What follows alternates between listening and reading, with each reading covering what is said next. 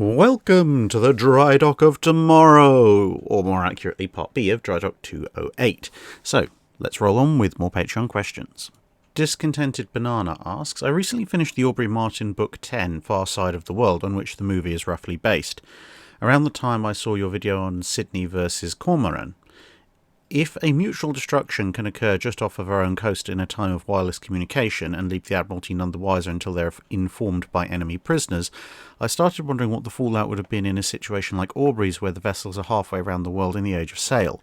Though admittedly the complete sinking of a wooden vessel is somewhat more difficult than a steel one, obviously the Admiralty would consider a geriatric frigate a low price to pay for the destruction of a modern 24-pounder heavy frigate. But the lack of reports would necessarily leave them rather anxious about the safety of their maritime economy. Are you aware of any known or suspected examples of mutual destruction in the age of sail, especially with limited or no witnesses? How did the respective admiralties react to their information or lack of it? There are a number of known and many, many more suspected examples of mutual destruction in the age of sail, but as you indicated, actually sinking vessels is relatively difficult, so most of the known or strongly suspected cases are environmental. So either two ships fighting each other, one catches fire, the fire spreads to the other, both explode or burn to the waterline. That's been known to happen quite a few times. Similarly, ships locked in a battle with each other ferociously enough that both sides end up with significant casualties amongst their crew or their rigging, and then a storm blows up and they both get blown ashore. Both of these events tend to leave some survivors, but obviously not a tremendous number of them. And sometimes the ships are still around, especially if they've been driven ashore, but obviously not in a fixable state. Then you have ships that are known to be operating in roughly the same area or have been assigned to the same area, and they mutually vanish, at which point, unless, again, a common theme like a storm or a rogue wave comes along, it's suspected that they probably met each other and fought each other to the death in some way, shape or form.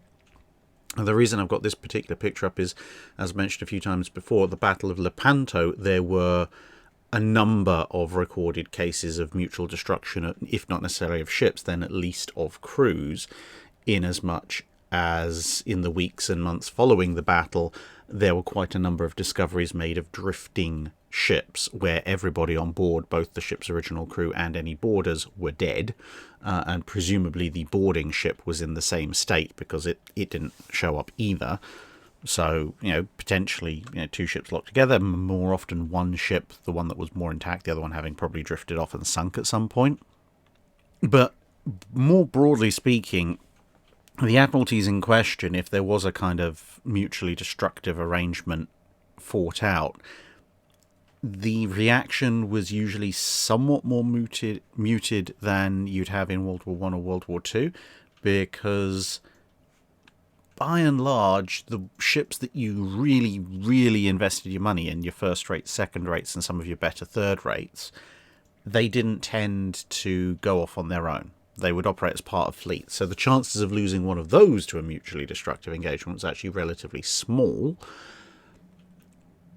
But the smaller ships, the frigates generally, and maybe for some of the larger powers, the fourth rates and the more regular line third rates, those could be found wandering off on their own quite often and therefore far more vulnerable to mutually destructive engagements. But by the same inference, they are much more common in the Navy, therefore their loss is less keenly felt. So whilst obviously it would be a tragedy and they'd be quite upset about having to strike another ship off of their books, at the same time, if they'd taken an enemy ship with them, then it would be like, oh, okay, fair enough, as long as it wasn't something hilarious like, a sloop taking a fourth rate with it or something like that, which of course would be great for the sloop's owner, but not so great for the fourth rate's owner. But as long as it wasn't so hilariously lopsided as such, they would just kind of go, okay, it's the price of conflict, we get on with it. Bearing in mind that one of the biggest killers of warships in the age of sail was just going aground or being sunk in storms, basically the environment and the weather taking the ship out. That happened usually far more often than enemy action. Wayland Chow asks, during World War II, did the Allies look into building or using faster merchant ships to reduce shipping losses on more hazardous routes like the Arctic convoys and Malta convoys? To a certain extent, yes, but with some rather major qualifiers. They didn't look to build a significant number of faster merchant ships, which would obviously then reduce the travel time between point A and point B, thus reducing the amount of time that the enemy could attack you in. And that's for two reasons. One, a faster ship requires a proportionally significantly larger power plant, which, if you're a merchant vessel, is going to cut into your cargo carrying capacity quite significantly, which is obviously not necessarily a good thing. And secondly, you have the fact that if you're going to get particularly quick, you're probably going to need turbines if you're going to run sustained amounts. And of course, the engines are going to eat more fuel, which makes it less economical to run, but more particularly turbines and particularly geared turbine reduction packs were a significant bottleneck item even for warships. So making them available in the kinds of numbers you'd need to build up a substantial force of fast merchants, yeah, that's not possible during the Second World War. There's also an ancillary problem of it being much, much harder to conduct anti-submarine warfare operations if you have merchant ships who are cruising at about or near the top speed of some of your escorts. But that's a secondary issue. The other issues are that actually there was a fairly good spread of ships already. So you had slow convoys with an average rate of progress in single digits of knots. You did actually have fast convoys, which were used in certain areas to try and pretty much, as you suggest, convey ships and material in a much quicker fashion and therefore at less risk, so they'd obviously carry higher value cargoes. But the fast convoys were basically low double-digit speeds as opposed to the higher single-digit speeds of the regular convoys. So although they're faster, they're not fast for people who are more used to dealing with warships. And then you have this third tranche, which are the truly fast vessels, mostly ocean liners, and most of those are being used for troop transports. Obviously, troops being very valuable, and the liners being able to carry a lot of them, and they can proceed at considerably higher speeds, usually well into the 20s of knots. And so that would be kind of your stand-in for fast merchant vessels. They, of course, have a fairly decent amount of cargo carrying capacity as well, so you don't need to worry too much about, if you have a high value, relatively speaking, low bulk item, so not necessarily tanks and stuff, but raw materials and some finished products, etc. If you need those things to be transported quickly, stick them in the hold of a troop transport or a liner that's being used as one, and they can usually get from point A to point B rather fast. But of course, there's a significant number of those already available, so you don't need to build new ones, and they would take a very long time to build, which is another big disincentive against building new ones. Although with that said, you have the Liberty ships, which are of course almost 3,000 of which are completed. They're more of the slower variety. They max out at around about 11 to 12 knots.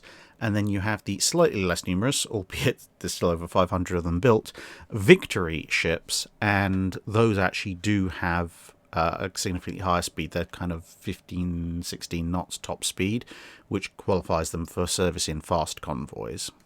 Duke Master asks, navies sometimes use their country's national flag as their ensign, whereas others have a flag of their own design.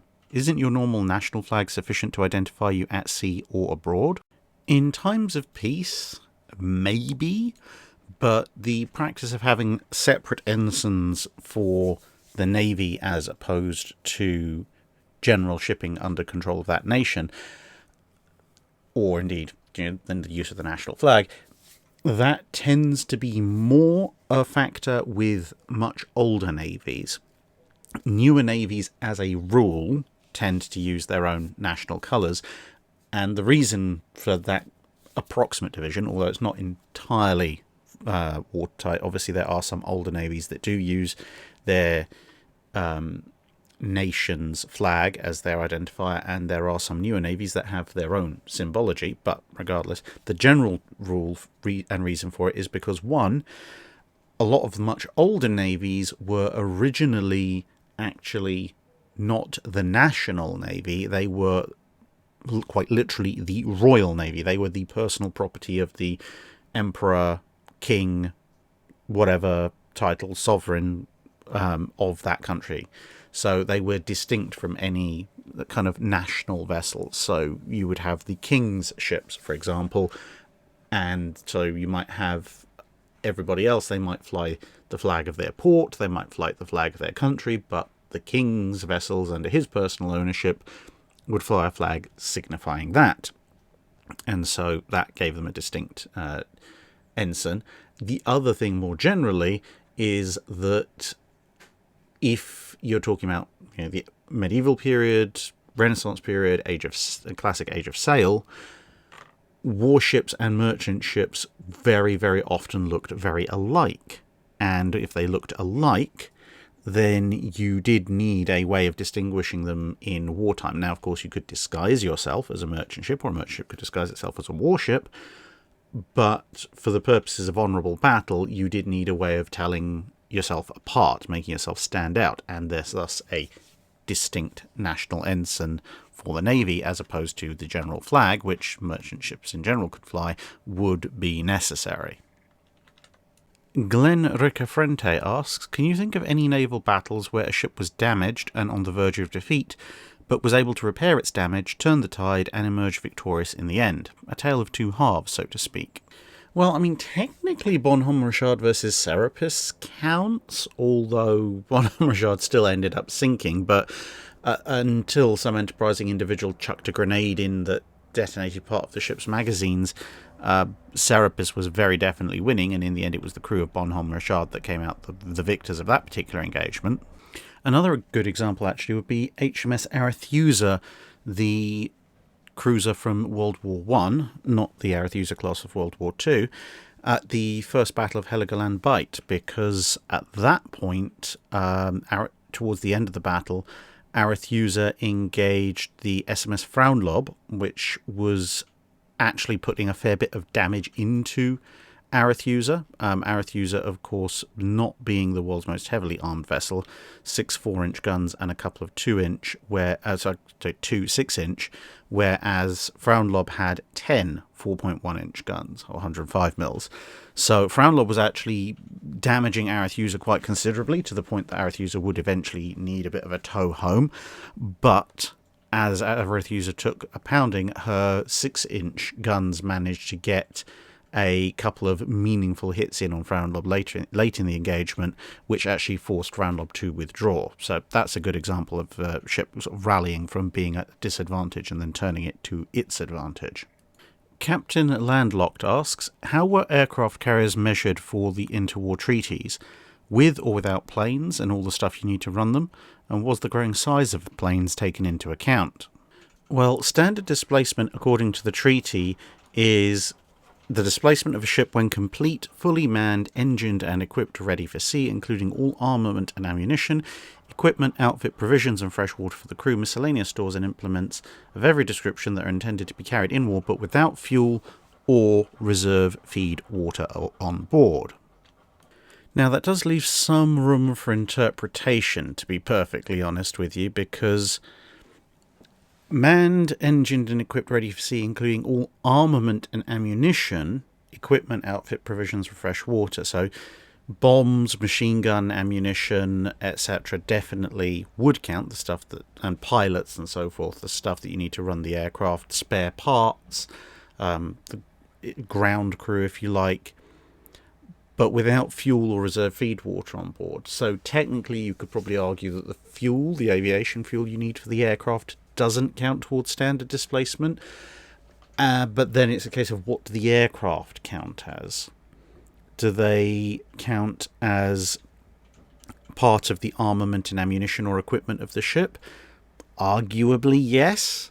So, technically speaking, you would say that aircraft did count toward a carrier's displacement, but then again, do aircraft count towards any other ship's displacement? admittedly, it's a completely different scenario if you've got 3 or 4 scout aircraft on a battleship or cruiser as opposed to over 100 on a large carrier. But legally speaking, there doesn't seem to be any difference given in the definition of standard displacement. And of course, you do also have the fact that as aircraft get heavier and larger, carriers tend to carry fewer of them because of top weight issues and volume issues and so forth. So I suspect it's, to an extent, possibly a self-correcting problem. But if at a guess, and this is a guess, I would hazard that perhaps the writers of the treaty intended aircraft to be counted towards standard displacement, but I rather suspect that by the time you're halfway through the treaty period, no one actually is bothering to do so. Ort Kaiser asks, in the ship versus ship 1v1 why you don't see them here video, at around 41 minutes in, you mention that some people have a problem with basic knowledge. Can you recommend a book covering basic physics and ship handling for a person interested in naval history but with no knowledge about these basics? Sure, you can pick up a manual of seamanship. That's the Admiralty, the Royal Navy's document. There's a bunch of older ones available in various secondhand shops, or if you want to be nicely up to date, you can go to the USNI website and you can pick up the Naval Ship Handler's Guide, which is obviously by the US Navy. I actually had the privilege of meeting the writer of the current edition, Captain James Barber, when I was in the US earlier in April. It's very nice, very, very nice gentleman, actually. So, yeah, both of those cover basic ship handling, and obviously they are the instructional manuals for people who are going to be in charge of ships weighing thousands or tens of thousands, or in the case of the US Navy, possibly even 100,000 plus tons. They have to be correct. All internet controversy. Can a ship do this? How does a ship behave in this manner when it does this, that, or the other? And none of that matters when you're reading this book, because they can't afford to take people's personal preferences into account, because if they did, you'd end up with a Nimitz on the rocks, which is not as fun as it sounds. So yeah, definitely pick those up. And if you go via the USNI to pick up the Naval Ship Handler's Guide, you can of course use the code DRACH, D-R-A-C-H, to get a bunch of money off your purchase, which is always good. So yeah, obviously it is a little bit in-depth, as these are designed to teach people who are actually going to be handling ships, but each section will cover a basic introductory part and then go into detail. So if you only want to know the basics, you can read that bit and skip the rest of it. But if you've got the time, I'd encourage reading the whole thing. It does give you a lot of useful information, including such things that certain people on the internet will loudly and to the end of days proclaim don't happen and don't exist and the laws of physics don't allow, because I am self-appointed expert on Facebook or Twitter or whatever. Things like people claiming, oh yes, well, when you have a ship that weighs several tens of thousands of tons, you put the wheel over, the ship yields and turns immediately into that turn. It's like, no, you are horribly wrong. Not only wrong, but dangerously ignorant if you actually ever do end up in command of any kind of substantial vessel. As you will find out when you read the US Navy's Naval Ship Handler's Guide, you will see that when a ship puts its wheel over, paradoxically and possibly counterintuitively, when you look at it from first principles, not only does the ship keep going in the direction it was going in before for a while, it also, if anything, actually cants slightly in the opposite direction to the one you want it to go, both in terms of the bow and in terms of the overall lean of the ship.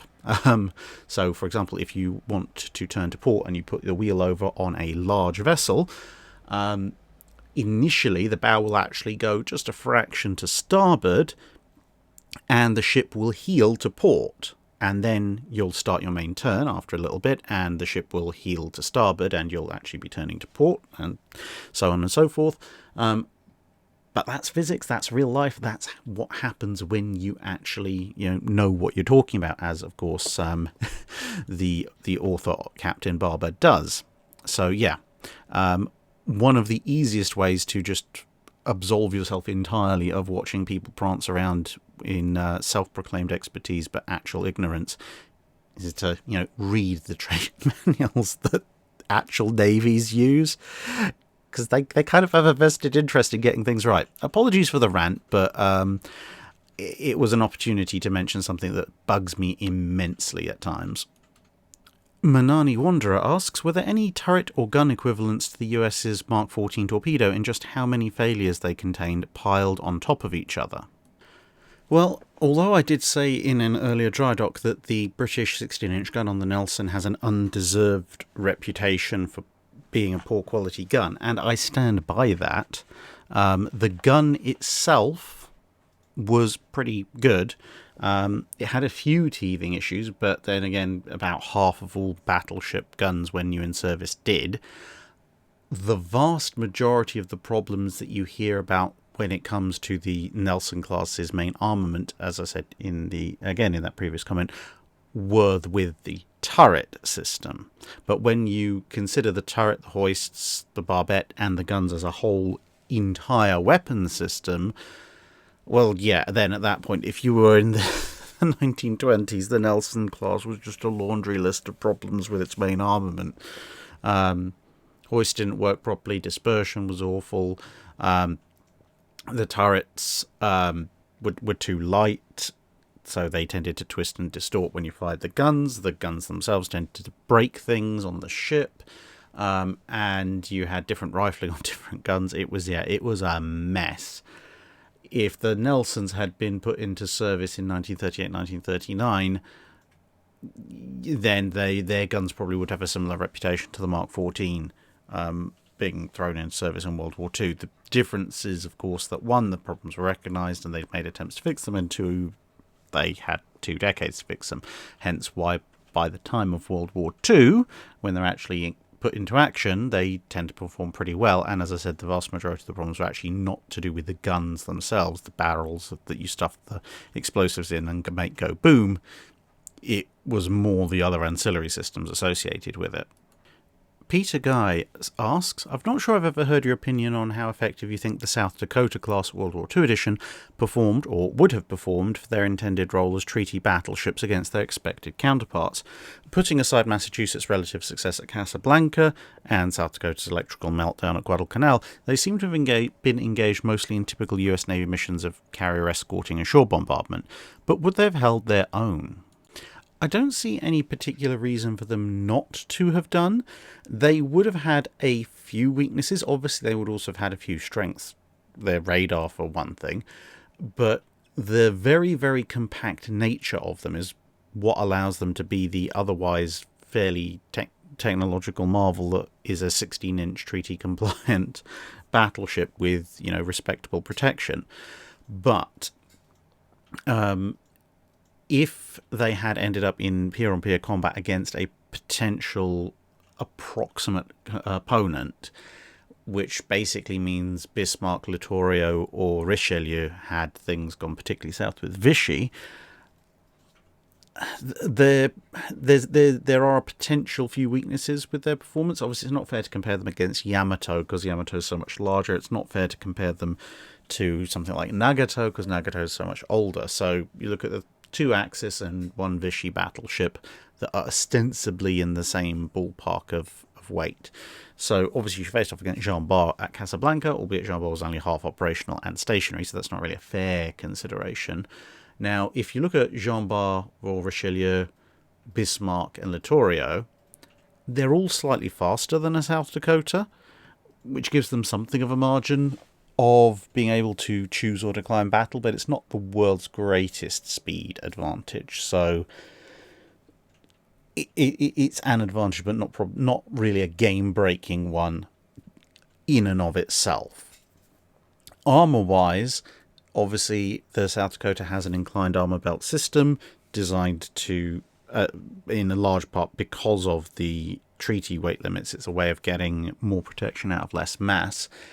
At longer ranges against the 3 potential candidates, they're all mounting various flavours of 15-inch gun, the armour should have held up okay. Obviously, we don't know exactly how the Littorio's armour, that ever wonderful bit of controversy, would have held up.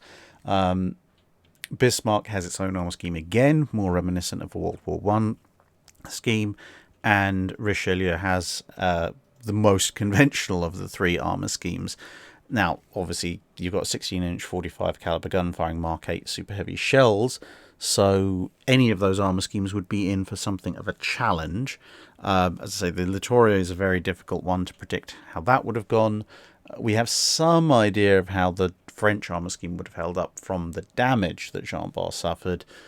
Bismarck is a bit of an open question, but I suspect that the relatively high arcing shells of the South Dakotas probably would have been fairly effective. And then, of course, you have, it's got 9 guns. All of its opponents, bar Littorio, have 8. And it's got radar-directed fire control. So, I think they would have, on the basics, done fairly respectably.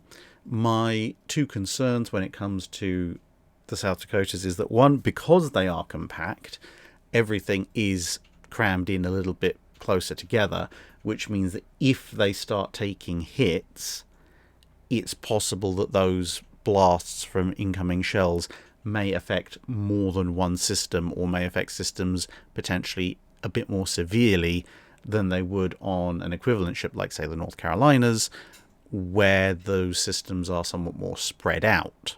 And so that's more of a soft kill factor in terms of secondary batteries, fire control systems, etc. Now, of course, the South Dakota class has a huge amount of redundancy in place, but redundant systems usually lead to slightly less capable ones, which would degrade its fighting efficiency over time. So for a given hit, potentially the South Dakotas might take a little bit more damage than the average ship. The other concern I would have, which is actually shared between the South Dakotas and the Iowas, is the armor belt system. That's obviously designed with this sloped armor to give it additional protective advantages at long range, which it will experience. However, in the broad scheme of things, if it's fighting in most engagements, then yeah, sure, it can fight at long range. But because it has this slight speed disadvantage, if the enemy chooses to close on it, it can't really do much about that. And of course, especially if you're talking about fighting something like Bismarck, or more relevantly for when they were in service, Tirpitz, perhaps on the Arctic convoys, when visibility and sea state is significantly reduced. Now, of course, South Dakota does have radar to help see through that, but with a heavy sea state, etc., the range might still well be somewhat reduced. And if a gunfight occurs at lower ranges, i.e. probably 20,000 yards or less, where the shell angles are much shallower, therefore the sloping of the armour is going to help less, and all 3 opponents actually have relatively high velocity guns, then I suspect the armour effectiveness as the range closes might not be quite as ideal as the designers were hoping for, because more of the absolute thickness is coming into play rather than the equivalent slope thickness, because there's not a massive impact angle. However, the flip side of that is, of course, that a Bismarck, Littorio, or Richelieu that's fighting at, say, 12 to 15,000 yards is 12 to 15,000 yards away from 16-inch 45 caliber guns. So, it's not all sunshine and roses on the other side of things. So yeah, I think they generally would have held their own pretty well. They would have a couple of potential weaknesses if hits landed in the right area. But the flip side is, almost all battleships built will have some notable weakness of that description as well. And, 2 out of those 3 possible opponents are actually, despite being ostensibly and roughly speaking equivalent, still a fair bit heavier than poor old South Dakota. Send Penguins asks, could you give a quick overview of the effects of the hoaxed John Paul Jones letters about naval officer qualifications? So this came about at the turn of the 19th to the 20th century, when the US Navy was coming out of a period of severe lack of funding and was being built up in the run-up to and then during and after the Spanish-American War. And it needed a hero to coalesce itself around. And John Paul Jones was the somewhat unlikely person who ended up being saddled with that particular job. Up until that point, he'd not been remarkably well remembered, and his coffin was being quietly abandoned and mouldering away somewhere in Paris. And then a bunch of different people appeared to have collectively decided that he would be the new patron saint of the US Navy, brought him back. So he is now in a very, very fancy tomb in Annapolis. And various things began to be attributed to him, including the qualifications of a naval officer, which is basically a kind of a 3-paragraph thing that was then effectively force-fed to every US Navy officer cadet who's ever gone through any of the US Navy's training schools. And, well, I mean, on the one hand, people recognize that it was a hoax relatively early in the 20th century. On the other hand, they are actually a fairly decent set of quotes that actually, merit a fair degree of consideration. So because of their effectiveness rather than their authenticity, they kept being put back in. People would be like, no, this is fake. We can't have something that's fake or falsely attributed in our teaching manuals. So it'd be briefly removed, and then other people go, yeah, but, it's actually, regardless of origin, pretty good for our students to learn this, so we're going to put it back in. Nowadays, it's more correctly attributed to Augustus C. Buell, who was the guy who hoaxed the whole thing. But, yeah, I mean, if it works and it instructs US naval officer cadets in how to be better officers, then great. better than nothing, and certainly, to be perfectly honest, certainly better than anything John Paul Jones himself probably said. As I've covered in the video that I did about the Battle of Flamborough Head and the lead up to it, John Paul Jones was many things. An effective naval officer in some respects, definitely yes. A pleasant individual, no. A particularly good leader of men, not unless other people were shooting at you, and perhaps not even then, considering people in his own squadron chose a firefight as an opportunity to shoot at him. But this is the thing, and perhaps something that you see these days people not necessarily appreciating, you don't have to be a saint to be an effective war leader. Now, admittedly, given the fact he managed to turn some of his own allies against him, you can potentially also question how effective John Paul Jones was as a war leader, but certainly as a man of personal courage, leading his men into battle. And if you keep your idolization of him to that particular field as an example to look up to, then yeah, in that respect, he was pretty good. He was, among one of the best at doing that. It's just a shame that his other personal traits basically meant that people despised him outside of the times when he was bravely leading them into gunfire. So, yeah, it's one of the things that, when you look into his history, especially his history in command of naval expeditions, and then you look at the qualifications of a naval officer ostensibly written by him, yeah, when you're talking about things like patience and kindness and charity, I think pretty much anyone with a solid grasp of history should immediately have known this was not something John Paul Jones wrote. The firmness part, yes, sure. Not being blind to any fault in your subordinates, yes, that's definitely something like Jones. But yeah, refined manners, courtesy, these things are not John Paul Jones at all. So yeah, but I think overall the effect of them, as I said, has probably been highly positive, if hilariously amusing. In some ways, I can see parallels between Jones and Churchill. Churchill, pretty much spot on, perfect wartime leader politically for the UK in World War II. In some other respects, not the world's most pleasant individual, and certainly not particularly brilliant peacetime leader, but, he was the man for the job at the time it was needed. And similarly with Jones, probably very, very good captain of an individual ship. Not the kind of person you probably want as an admiral or an ambassador, though. Rodney McCoy asks, I once read, in 1946, US submarines from the Pacific came into the Atlantic, and war games were conducted between these Pacific submarines and the anti-submarine forces of the US and UK Atlantic fleets. The results were surprising, as the Pacific US submarines did very well in the wargames. Is there any truth to this account?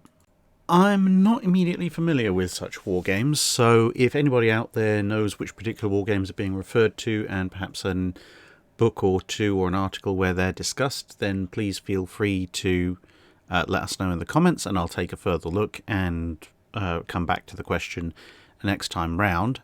But briefly speaking, given some of the stories from the US Navy when they were putting ships into reserve and decommissioning them, it wouldn't strictly surprise me that the US subs did fairly well, because the US submarine force that would have been deployed would have largely been made up of veterans who've been aboard their boats for considerable amounts of time. If you look at the latest US Navy building video, you can see actually a good chunk of submarines were retained, whereas escort carriers, destroyer escorts, frigates, corvettes, and other smaller destroyers, which had been the bulk of the anti-submarine forces, were being decommissioned like it was going out of fashion in 1946, and especially in the US, where you had how quickly you could get out depended on time served. An awful lot of good anti-submarine warfare crews were skedaddling. So, yeah, I think the immediate post-war drawdowns would have far more significantly affected the anti-submarine warfare elements of the US Navy and Royal Navy than they affected the submarine fleet, which my suspicion would therefore be that would be a significant factor in the relative performance of anti-sub versus sub forces in a 1946 exercise. But as I say, that's a hypothetical based on outside knowledge, looking at the overall situation. But I don't know about those war games in particular, and unless someone's happy enough to link me to them. Eric J. Van Dooting asks, I recently read the book The Yamato Class and Subsequent Planning, and wondered if you could comment on a couple of commonly discussed design flaws. Firstly, the designers made a very conservative decision to use boilers proven in the 1931 Hatsuhara-class destroyers, which generated 12,500 shaft horsepower each and weighed 77 tons. However, if they'd chosen to use the same boilers as those used in the contemporaneous Shikaku-class carriers, the corresponding figures were 20,000 shaft horsepower and 67.5 tons per boiler. How much of a performance improvement could this have made? Secondly, the oft-derided weak joint connecting the upper and lower armour belts was apparently not actually part of the design, but had to be accepted due to the technical limitations of the armour manufacturing division at the Kure Navy Yard, which was of the opinion that it would be too difficult to fabricate plates with interlocking shapes or keyed joints. My question is, why was this apparently so difficult for the joint between the upper and lower belts, when neither the joint between the upper belt armour and the deck armour nor the turret armour joints had this issue? Theoretically, increasing the power output by using the more advanced boilers would have given a total power output for the ship somewhere north of the power plant of a Nimitz class, considering the ship has 12 boilers, and that the shaft horsepower figures quoted are for the high pressure part of them, not including the power that's drawn out for low pressure, at least if I'm reading the same book correctly. So, could have pushed the ship well north of 30 knots. The only problem would have been, one, the reason they chose the older, more proven boilers was because the newer ones had yet to really be tested significantly in service, and the entire design of the Yamatos, outside of their size, was actually being incredibly conservative, because they definitely didn't want to put all their money into a ship this large and then find it didn't work when they put it in the water. So, older proven systems, even if slightly less efficient, were better than newer unproven systems that might break. But secondly, the jump in power output, because you have 3 boilers supplying each turbine, because there's 12 boilers in total and 4 screws, the total jump in power output is so much, I would actually start to question whether the propeller shafts could have actually taken that additional power. And how much of an additional redesign work would you have had to have done to strengthen the propeller shafts to then take the additional power you're capable of generating in order to get the ship up to that kind of speed? So it could, in hindsight, have been done, but sacrifices would have had to been made elsewhere to accommodate a stronger overall set of propulsion machinery.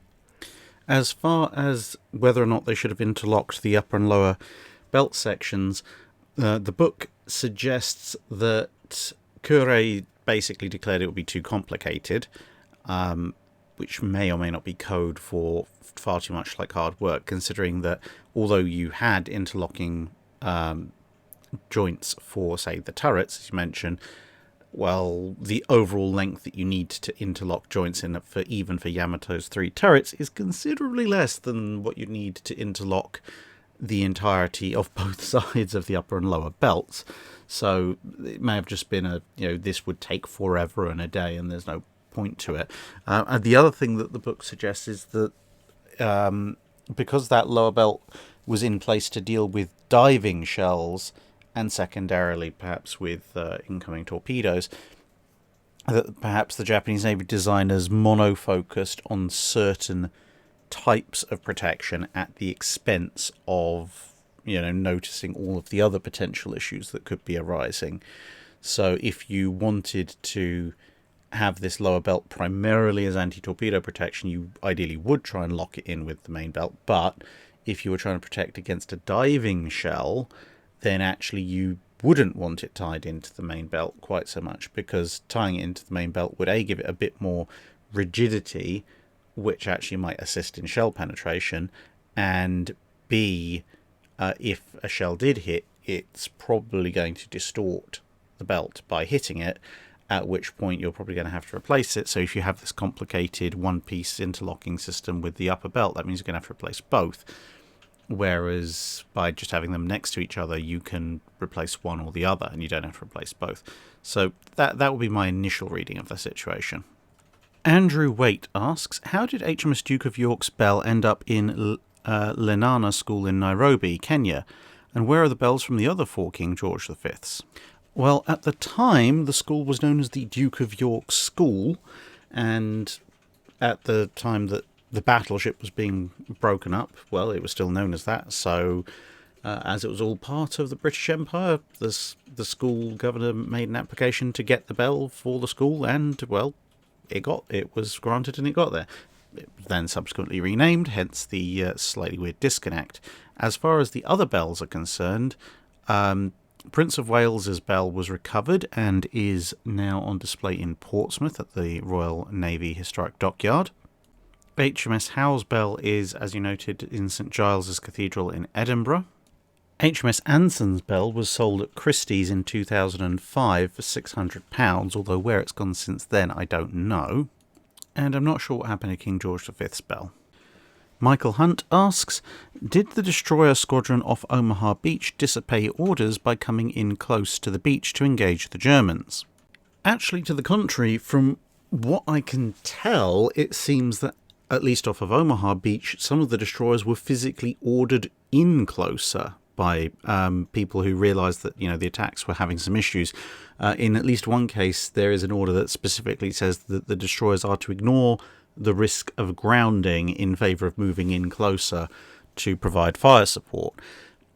So, yeah, they're actually being ordered much, much closer in. Now, I think probably what's happened is when they're initially deployed, probably 3,000-4,000 yards away from the beaches, they have orders not to go any closer because it will risk grounding, but then subsequently those are amended and updated to go, actually, forget the risk of grounding, get in there and support the troops as best you can.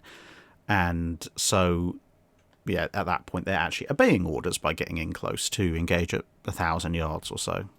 The Judge 2017 asks, were there any occasions that the weather and sea conditions were so bad both sides decided to stop a naval engagement? The weather for Scharnhorst's last fight, for example, was very terrible.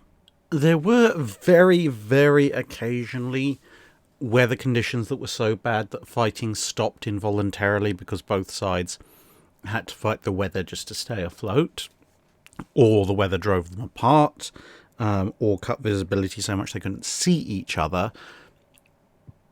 But in the vast, vast, vast majority of those cases, it was involuntary rather than both sides deciding to stop. So there are plenty more examples of fights where the weather was utterly awful, and both sides just kept slugging it out, even if the weather was actually knocking ships off left, right, and centre. So, as you mentioned, the Battle of North Cape, Scharnhorst's last stand, an earlier run-in that Scharnhorst and her sister ship had with Renown, and then going back into the Age of Sail, the battle between Indefatigable and Amazon versus Droit de l'Homme. That ended up with 2 of the ships of the 3 being wrecked, fighting through a major storm. Battle of Quiberon Bay, an entire fleet battle done in a storm where several ships were flat out sunk by the weather, and they kept fighting. So, yeah, basically, if the weather's going to break up a fight, it has to be so cataclysmic and so catastrophic that it's physically separating the two, because even the threat of actual death at the hands of waves doesn't seem to stop much naval combat. A Salty Potato asks, many years ago I remember reading a book about one Nathaniel Bowditch, who apparently vastly improved the ability of the average sailor to navigate at sea. What was it that he came up with that was so revolutionary, and was it really that big of a deal? So, as a mathematician and astronomer, Bowditch actually came up with what is still, in a slightly updated format, the standard navigational text for a lot of American officers, both merchant and military, as well as a good chunk of people from various other countries. It's the New American Practical Navigator. So, obviously, as you might tell from his immediate job title and the fact he was also found at sea, Mr. Bowditch knew an awful lot about how to navigate, and then one day he decided, well, I have the intellect to do this. I also have the intellect to rewrite the current books that have some errors in them, and therefore, that will all be very useful. But the key thing for this particular book was that not only did it draw together oceanography, stellar cartography, lunar observations, and all sorts of other things, so it was a comprehensive across-the-board way of doing things, it also presented for each problem several different solutions. So if you didn't understand one, or you couldn't really pull one off because of weather conditions or whatever, there were several other options available to you. And he made the entire thing readable. He specifically said he would not include anything in there that he couldn't teach himself to the crew.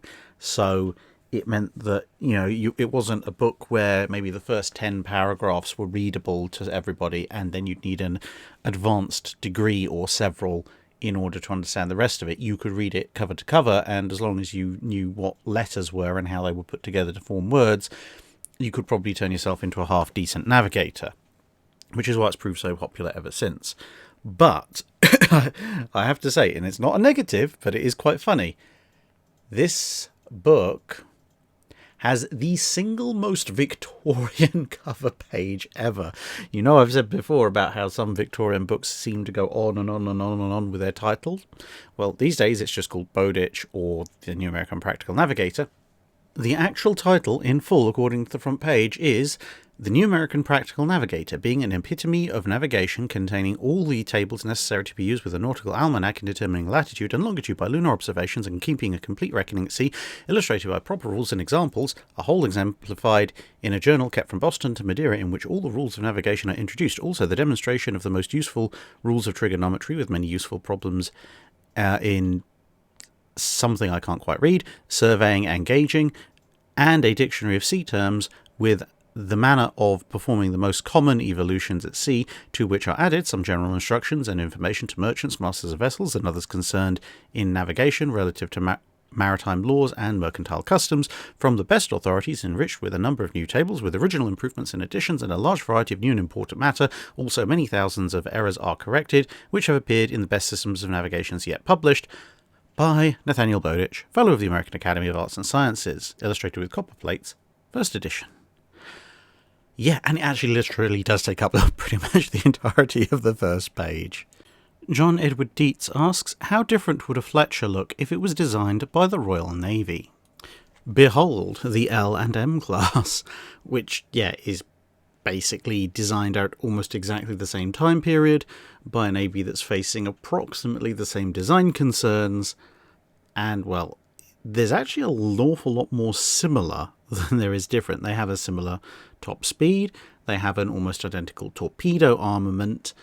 Obviously, as destroyers, they don't have tremendous amount of protection, but you can see amidships there from the lack of scuttles that it does have some splinter protection, although the Fletcher's is a bit more extensive.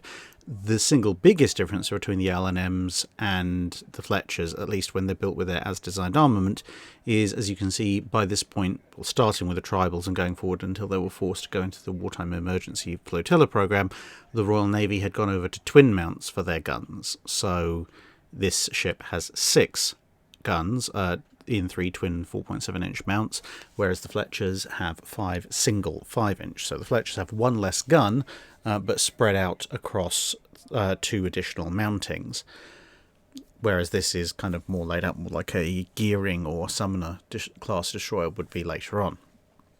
Of course, with these longer barrel 4.7-inch guns, there's a slightly slower rate of fire, but in terms of range and hitting power, the British vessel has a slight advantage in a straight-up engagement ship versus ship, whereas the Fletcher class has a considerable advantage in anti-aircraft engagements because, well, these things have a maximum 50-degree elevation as opposed to the 85 for the Fletchers, and of course the Fletcher's slightly higher, well, reasonably higher rate of fire, albeit that it has to be said, obviously heavy anti-aircraft guns really start coming into their own once proximity shells start entering service, which neither of these ships is actually designed in consideration of.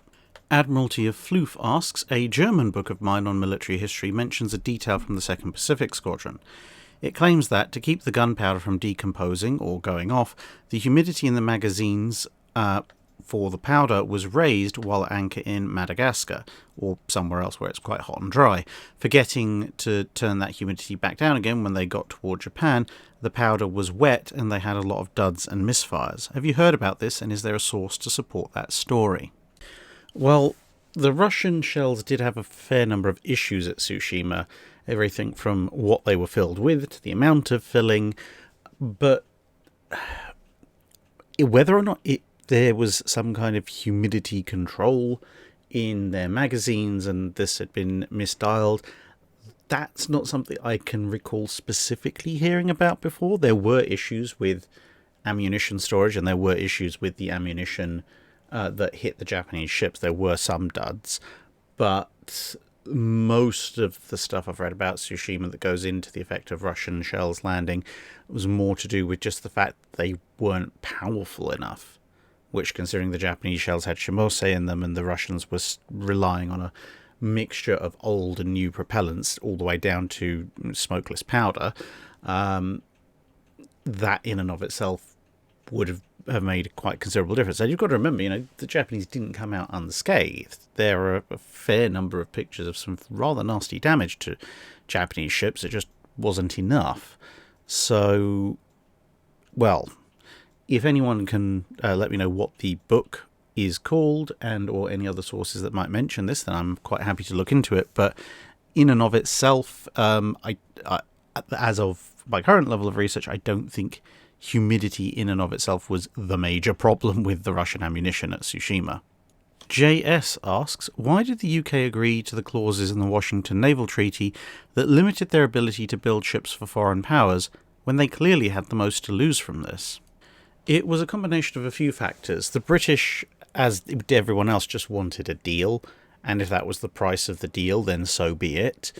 Additionally, there's the unfortunately relatively standard fact that politicians seem to believe that infrastructure will always be there and or will magically appear when it is commanded to.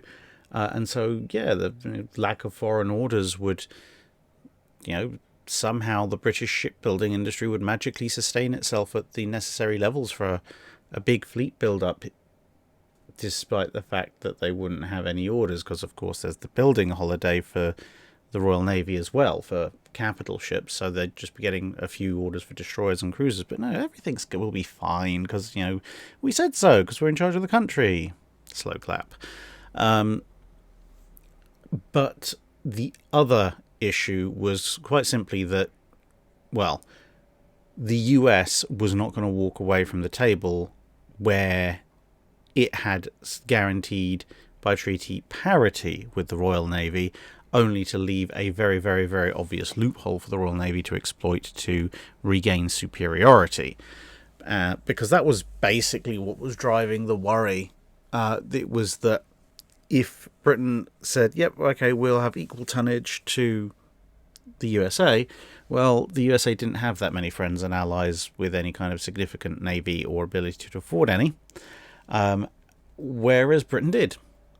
And so the big concern from the US would be, okay, we have parity with the British, except the British now just happened to build a squadron of battleships and a few battle cruisers and basically a small self-contained fleet, and they sold it, quote-unquote, to Canada right off of our coast. Oh, and look, they've done that. They've sold another fleet to Australia, and they've sold another squadron to New Zealand, and so on and so forth. And the British are saying, oh, look, the Royal Navy is still the same size as yours. The Royal Canadian Navy, the Royal Australian Navy, the Royal New Zealand Navy. Yeah, I know they've all got Royal in the beginning, but they are very distinct navies, and they're nothing to do with us. Except, of course, in wartime, where we're all going to gang up and destroy you. That was the fear of the United States. And so, yeah, given the relative positions in the early 1920s, that there was no way they trusted the British not to abuse a loophole like that. And let's face it, they're probably right to, because the British almost certainly would have. Lewis Maskell asks, my great-grandfather served on HMS Emperor of India from the 12th of October 1914 until just after the end of the war. How common was it for someone to serve on one ship for basically the entire war? And from the ship and his record, could you briefly describe his war? Well, here's Emperor of India mid-war, 1916 to be precise, and given his occupation, because Lewis quite kindly sent me the scans of the records from the National Archives for his great-grandfather, there's a non-zero chance, I would say maybe a 30-40% chance, that he's somewhere in this photo. I mean, he is obviously somewhere in this photo, even if he's inside the ship, but there's actually a reasonable chance he's actually one of these people on the outside. I can send you a higher res copy and a few others I've got of Emperor of India if you'd like. Let me know by email. Anyway, so it's actually quite an interesting service record. So this gentleman starts his career as a boy, second class, 21st of October 1911. Aboard HMS Ganges 2, so that's one of the training establishments. He is then promoted to boy first class on 6th of February 1912. Then he's on HMS Africa, pre-dreadnought, Implacable, pre-dreadnought, Roxburgh cruiser, working his way up through 1912, which is actually a fairly quick turnaround of different ships. He's then promoted to ordinary seaman in August 1912, still aboard Roxburgh, and then to able seaman toward the end of 1913, again aboard Roxburgh. Then it's Vivid 1, Victory, Vernon, Victory 1. So these are all, well, Victory is obvious, but these are all, again, training schools. So he's back ashore for training in early 1914. Then on the 12th of October 1914, he is sent aboard HMS Emperor of India, as mentioned, and then works his way through various positions, well, not positions, but various ranks. So he actually finishes the war 1st of November 1918 as a petty officer. So he spent the entire war aboard HMS Emperor of India. Now, Emperor of India is actually one of the few Royal Navy battleships that basically has lots of points of excitement, but nothing particularly dramatic. So she sails out ready to take part in a number of things. So she sails out to support the battlecruiser fleet at Dogger Bank. She sails out to distract the Germans. She sails out to cover various manoeuvres, but she's not around for the Battle of Jutland. She's actually in for a refit. Then she's back into the fleet again. And then she's part of the various surges the Grand Fleet did to try and intercept various attempts that the High Seas Fleet made to come out. But she's always on the edge of being in action, but never actually quite in action. And this kite balloon she's got, that's towards the end of the year. Then she's refitted also towards the end of the year and basically stays with the Grand Fleet, sorting out, coming back, sorting out, coming back. and then at the end is also present for coming into Scapa Flow when the High Seas Fleet arrives. So that is, basically Emperor of India's War. For him and everyone else aboard, it would have been mildly exciting, but no one was ever firing massive shells at them. Subsequent to that, he's then gone on back to Vernon, then on to Blenheim, then Diligence, Victory 2, so he's spent a little bit of time at sea. So by the early 1920s, he's back up in Victory 2, then Victory 1, Vernon, Dolphin, then Dolphin, and so forth. So by the mid-20s, he's gone over from being in the surface navy over to submarines. And he spends the late 20s and 30s bouncing around various subs until 1934, where he's still assigned to Dolphin. Then he's on to Victory 1 in 1940, Vernon in late 1940, and then the record ends with promoted to an officer rank. He's become a Chief Petty Officer in 1930. But the other thing to note is that in August 1934, there's a note that says Shaw pensioned. So, he finishes his service in 1934, which, to be fair, I mean, that's 23-ish years in the Navy. That's a pretty good run. But then he's brought back in 1940 to Victory, Vernon, and then promoted. He's a Chief Petty Officer still. Now, my working theory as to why you can't find any further records is that actually, having been promoted, he may have had a brand new service record started as a commissioned officer rather than his previous enlisted. So I would suggest it might be an idea to go back either to the MOD directly via the request forms and or the National Archives, although I would suggest, given that you're now into World War II, probably the MOD is the better place to start with, and specifically ask them for records of your great-grandfather as an officer. And similarly, there's a court-martial partway through the interwar period, basically because his commander didn't like him and trumped up some charges. But in terms of court-martial records, they will still exist as well. But for the interwar ones, whether that's held in the National Archives, the Portsmouth Archives, or still held by the MOD, I don't know offhand. If it was much earlier, it would be in the archives. If it was much later, it would definitely still be with the MOD. I would be tempted at this point to probably, when you write asking for the officer records, probably to also ask where their court-martial records for the late 20s and early 30s are stored. The MOD will be able to tell you, and then you'll be able to follow it up from there. Court-martial records should still exist unless they were bombed in the Second World War. But I can offer you a few bits of information. According to the UK Navy list, under the heading of temporary commissioned gunners for torpedoes, he is listed as a petty officer but temporary acting commander gunner torpedoes, 18th of June 1945, with a re-enlistment date of 18th of November 1940, which matches up with the records. So, acting commander for torpedo gunnery would be the rank that you probably want to look for, and the service record as well, because as a temporary acting commissioned gunner, he probably would have had a brand new service record drawn up. The Navy Fleet List of 1941 also confirms his appointment as a temporary gunner for torpedoes in the 18th of November 1940. So at some point he's gone from temporary gunner during World War II to commander of gunners. So hopefully that's helpful. Trevorius asks, I want to ask your personal opinion about Admiral Canaris. On one hand, most people who take a moral view of the subject would agree that working against the Nazis was a good thing. On the other hand, the man straight up betrayed the country he was sworn to defend. What would you have done in that circumstance? Well, if Drac was back in 1930s Germany, I wouldn't have much to worry about anything because, I'd be in a concentration camp or on the run from the Gestapo, one of the two. But assuming that somehow I've morphed into the body of Admiral Canaris, or I'm in some kind of similar position to him, and the Germans have been so hilariously lax that they've overlooked everything else that would wind me up in a concentration camp, but never mind.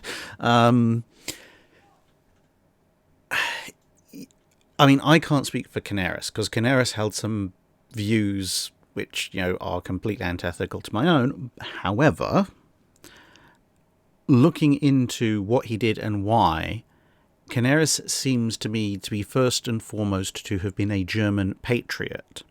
Bear in mind, obviously, he grew up and spent most of his service in service to the Kaiserliche Marine, and then later the Weimar Republic, the Reichsmarine, and then only later on did he work for the Nazis.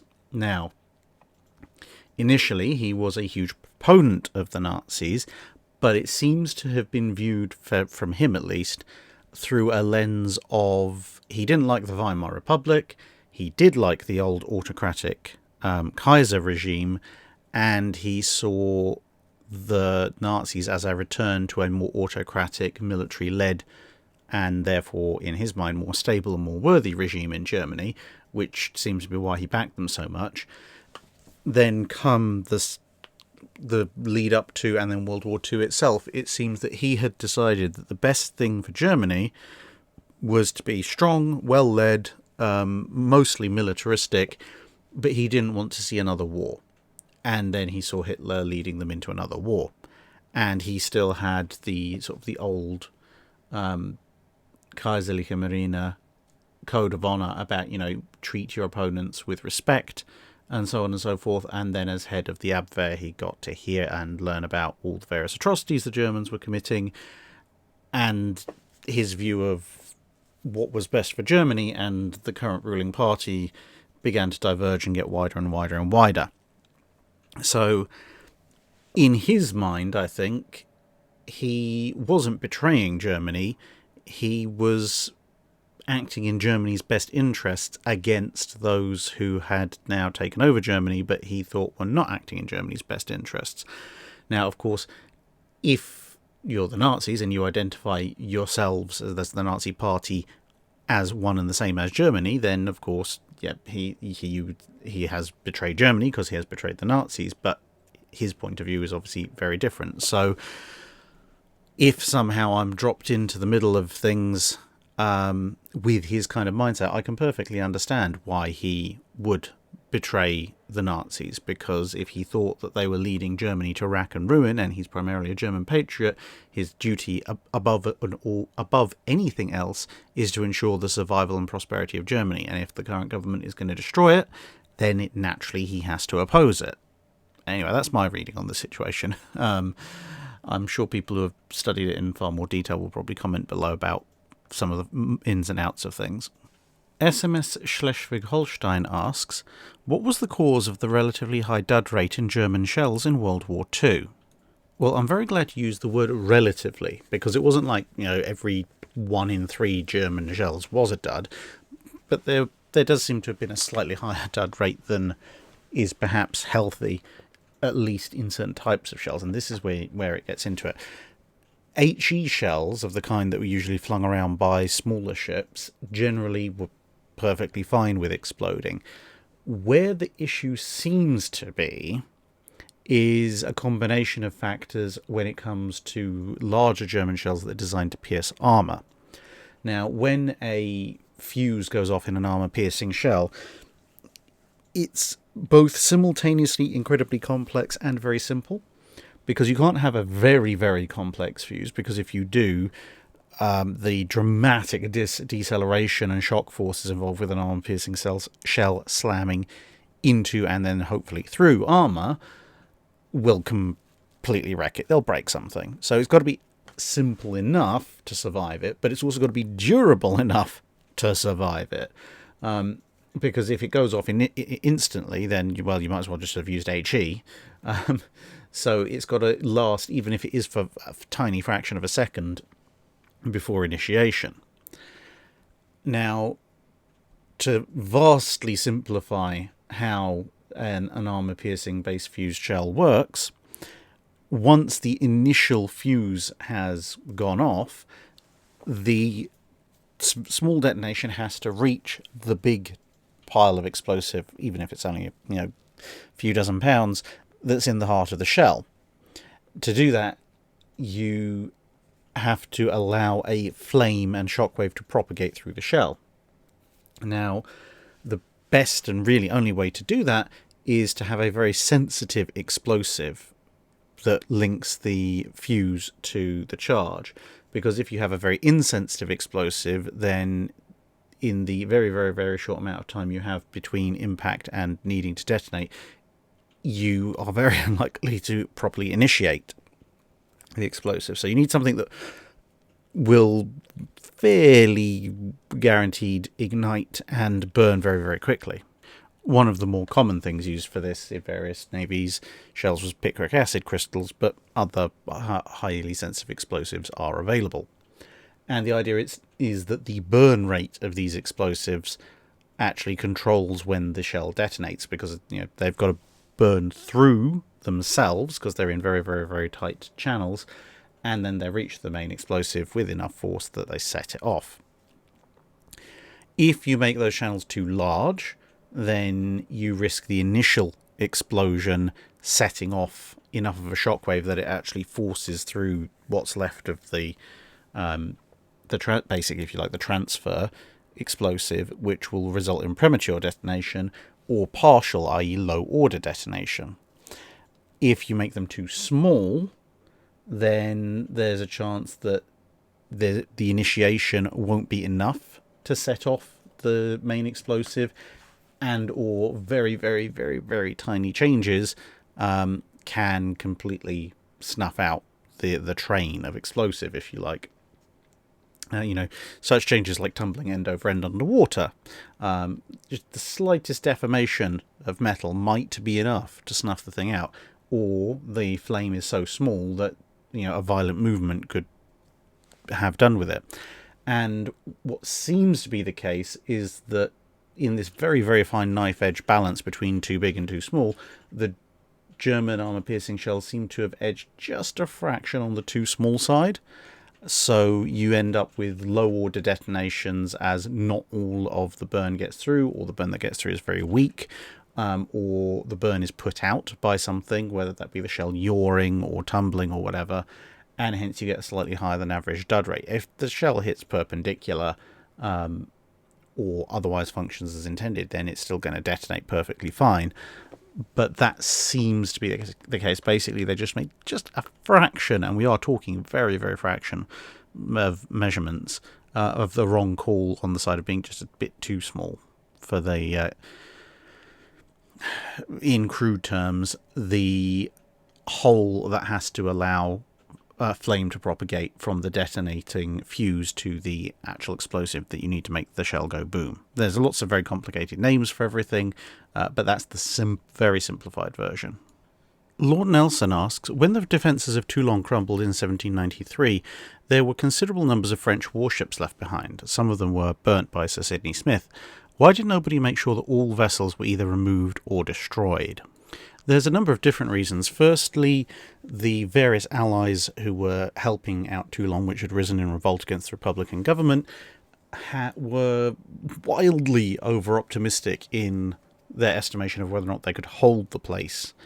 If they'd been a bit more realistic and realised Toulon was on borrowed time, then they could have started conveying ships out of there a lot sooner than they did, which they probably should have done, but it meant that by the time the Republicans, including one rather interesting artillery officer called Napoleon Bonaparte, once they started taking apart Toulon's outer defences and then capturing the heights and being able to shell the city and the ships at anchor, the tables turned very, very fast. And then it was a case of, okay, we now need to just leave because the city's about to fall, and we need to burn what we can't take with us at short notice. And that task was initially given to the Spanish, who at this point were against the French. And then Sidney Smith had just turned up, so he went in to help as well. But it seems that for various reasons, depending on the historian, either the Spanish were secretly in alliance with the Republicans, or they were just not very good at their jobs. But for whatever reason, the Spanish task of setting fire to most of the French fleet failed, for the most part, A few ships were burnt, a few others would be set on fire but would then be put out and recovered, and others just flat out weren't burned. And as you mentioned, Sidney Smith also set fire to a few ships. So, yeah, it was basically a last-minute scramble effort caused by initial wild optimization of what their situation actually was, that then meant they had to basically just grab what they could and run. A few of the larger vessels did get away under French royalist control, but realistically, as I said, what they should have done, they should have realised Toulon can't hold out forever. The best thing to do is to get as much of the Toulon fleet away from Toulon as possible. And even in the event they couldn't necessarily do that for political purposes, because it would look a bit like a combination between lack of faith in Toulon's defences and a bit of a smash and grab raid if the first thing the Allied fleet did when it showed up was just start hauling off French warships. But even if that wasn't a thing, then perhaps the other option they could have done would be to discuss with the French royalists who were in control of a bunch of the ships and say, look, okay, in the event of evacuation, given that the combined Allied fleet had to take several thousand French royalists with them, who were understandably a little bit hesitant about leaving themselves at the tender mercies of the French Republicans, perhaps a better solution would have been to, instead of having a few fully crewed French royalist ships available, would be to split those crews across multiple vessels. So identify the ones that are the oldest and most decrepit. Those ones can be set on fire, and anything that's actually worth sailing, basically have skeleton crews sail them all out. Now, granted, they won't be able to fight, but if you are sailing away with the vast bulk of the Toulon fleet and the Royal Navy Mediterranean fleet is outside, there's literally nobody else in the Mediterranean you need to worry about. And of course, you then would have had plenty more space aboard those ships to evacuate even more French royalists. That would have been an ideal solution.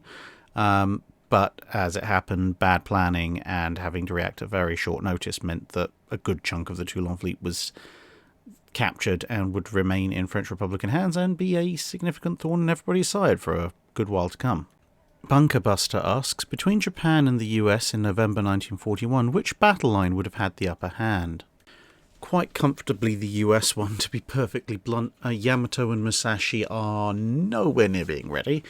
I mean, they will be ready soon, but not in time. And that leaves the Japanese with the 2 Nagatos, the 4 Kongos, the 2 Fusos and Iseis, assuming that everything is serviceable on a particular day. Very unlikely, but basically leaves them with their 10 interwar ships. Then you get to the US, and again, assuming that everything is working as intended, they have their 15 interwar ships, plus North Carolina and Washington. Now, granted, North Carolina and Washington can't really go much north of 25 knots without looking like a washing machine with a brick thrown in it, but that doesn't really matter, does it? Because everything else is going 21 knots or less. In actual fact, with 17 ships, including 5 wielding 16-inch guns, that being the 3 Colorados and the 2 North Carolinas, I think the US could probably afford to drop 1 or 2 from the lower end of the line as reserve units, just to bump the speed up a knot or 2. So yeah, at that point, the US battle line has every advantage, unless it happens to be a night action. Phil Kreider asks, would you comment on the creation of the ballistic tables that, coupled with the range-finding equipment, changed battle ranges from point blank to up to 25,000 yards as an effective fighting distance? Now, as an additional background, he goes on to mention that whilst the atomic bomb is perhaps the defining technology of World War II, and even up till now, perhaps another bomb, that being the one at Bletchley Park, one of the codenames for various electromechanical computers, and the computational theory work of Turing, has had perhaps an even more profound effect on society. And the reason for the picture is that on the US side of the Atlantic, the Harvard Mark I ballistic computer had the first documented case of a computer bug. As helpfully taped to this note, it is literally a moth that was found in a relay, short-circuiting it, poor thing. Anyway, So yeah, the ballistic tables that go with the range finding equipment that then plug into the fire control computers, arguably, yes, are very much part of the forerunner, along with things like Colossus at Bletchley Park, of machinery that has had a very, very profound effect on overall society. And, the thing is, you have multiple stages of potential fire control. You have your basic rangefinders, which just allow you to see further with a better idea of what the distance is than your own eyes do. And with that, you can engage in your kind of late 19th century gunnery, i.e., you know that if you elevate the gun to X range and Y bearing, it will fly this far, usually based on a gunnery table, which will be in a book. And then you fire, check the range, adjust, check the range, adjust. So basically doing it all by eye. And that's not necessarily going to account for things like roll, if the target changes course, what course the target might be on, if it's not just parallel to you, your own course and speed, that kind of thing. That all has to be worked out kind of as a by eye. Then you've got the ballistic tables, which will give you all sorts of interesting information. Time of flight, which will help you estimate the lead. Obviously the range at different elevations, but also how very, very slight changes in your gun's elevation will affect your range. The effect of temperature, both of the temperature of the charges, temperature outside, whether it's raining, whether it's humid, whether it's sunny, etc. All of this kind of thing can be computed on a range table, but then you have to select the appropriate variant. So you'd be looking at, say, okay, well, my rangefinder says the target is 24,000 yards away, right? So 24,000 yards, I need to elevate to this mount. My shelf light time is this, so I reckon I probably need to lead by about this much. But, it's actually, it's 30 degrees Celsius outside, so I need to add a little bit here, take away a little bit here. It's quite humid, so adjust for that. So you're basically doing all these individual steps, and you can do it by hand, and some people got very good at doing it by hand. But there's so many individual steps to take into account, you're probably going to miss something, and then obviously you end up correcting later on, unless you happen to be exceptionally good.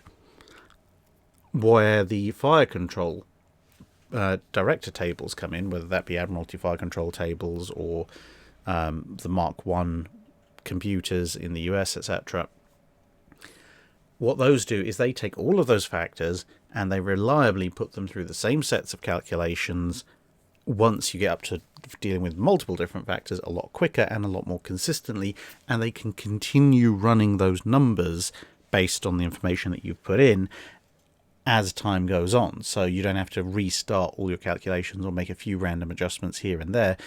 These electromechanical fire control systems can just keep plugging away and give you continuous updated values. Obviously, it's only as good as the data that you put into it in the first place, but with radar, that gets pretty darn good. And, of course, the stuff that you're using to listen to this video is in some ways the hybrid child descendant of the computers in Bletchley Park and the fire control computers in battleships, because they all work using roughly similar principles of how to do calculations using first electromechanical and then purely electrical means. Paul from Chicago asks, do you know of any articles or books that cover the breakdown of the court-martial system during World War I, such as the lack of courts-martial around Australia versus New Zealand, communication failures at Dogger Bank, ships exploding at Jutland, and communication and leadership issues at Jutland? Well, there is actually a shockingly little amount written about morale, discipline and court-martials in the Royal Navy in the First World War. Occasional reference will be made to specific cases, but generally it doesn't really go beyond that. There's a huge amount written about court-martials in World War One, but it's all mostly about the army. So in the very limited field that there is, apart from going into the National Archives or either physically if you're in the UK or remotely by request if you're overseas, because they do hold pretty much all the records of the various court-martials, so you can actually look at huge swathes of data.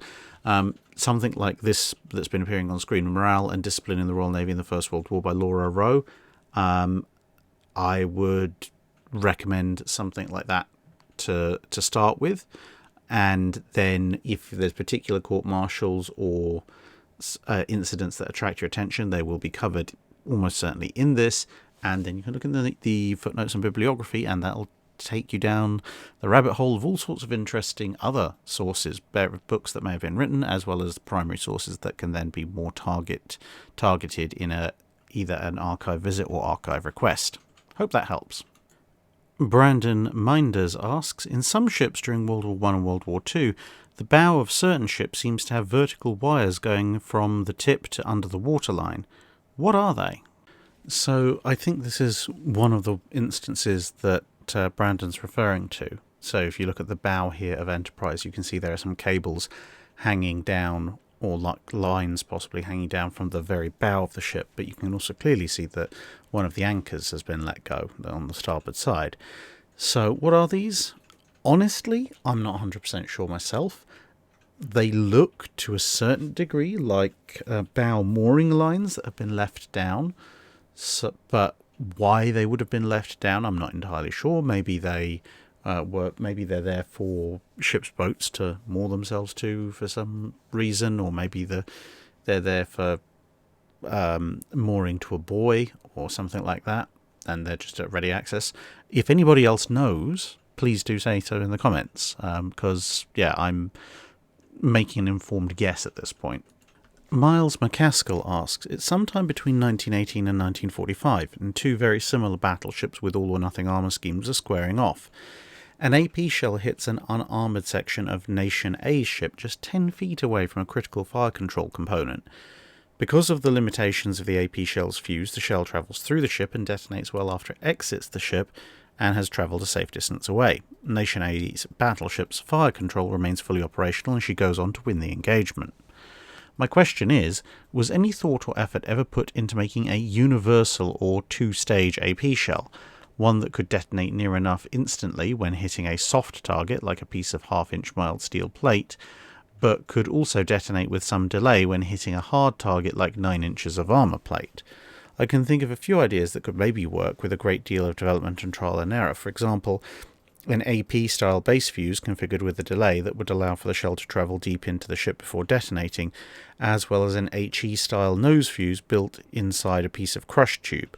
When hitting a soft target, the HE nose fuse would detonate the shell first, but when hitting a hard target, the HE fuse would be too disabled by the tube crushing from the impact, which would also allow the shell to penetrate deep into the ship before being detonated by the base AP fuse. In addition to the obvious engagements like the Battle of Samar, I suspect such shells could have proven to be an advantage in many engagements across time. On the face of it, there are actually quite a lot of advantages to this kind of idea. However, there are a few disadvantages, a couple of which are quite major. A small one is, of course, its increased complexity, more things that can fail, and the shell's going to be more expensive. That's just a small one. The two major issues, however, are one, any fuse that you put in the nose that's going to be able to reach deep enough into the shell to set off the main warhead must, by necessity, compromise the armour-piercing cap in some way, which is actually going to reduce the armour-piercing performance of the shell by anything from a little to possibly quite a lot, depending on exactly how you do it. So that could be a major problem. Basically, you're getting a more multi-purpose shell, but you're effectively turning it into a semi-armor piercing instead of a fully armor piercing shell. The other big problem is that the minute anyone gets wind that you've done this, the easy counter to it is to place a very thin, not even a decapping plate, just as you said, like a half-inch plate ahead of the ship's main armour in order to initiate the nose fuse, but without it being so thick that it just gets smashed in. So, in some ways, a bit like the spaced armour you see on things like Panzer IVs, that kind of thing, basically an initiation forcer.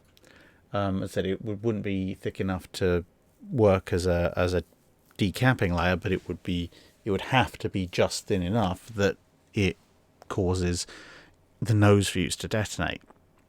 So whilst that would make ships a little bit heavier and force a bit of a redesign of where the armour belt goes, it is unfortunately something that would work for a short period of time before a fairly simple countermeasure could be found. BFW asks, I've been playing a fair bit of Ultimate Admiral Dreadnoughts and found the pitch stability sometimes perplexing. How does the position of equipment longitudinally affect longitudinal stability, i.e. pitch? Additionally, I've particularly found all forward designs have particularly poor pitch stability when designing. Is this a true drawback of all forward designs, since it requires the engine space and turret to be set far apart, thus losing some of the short citadel advantage to fix? So the placement of equipment comes down to where's the ship's centre of gravity, where's the ship's centre of mass.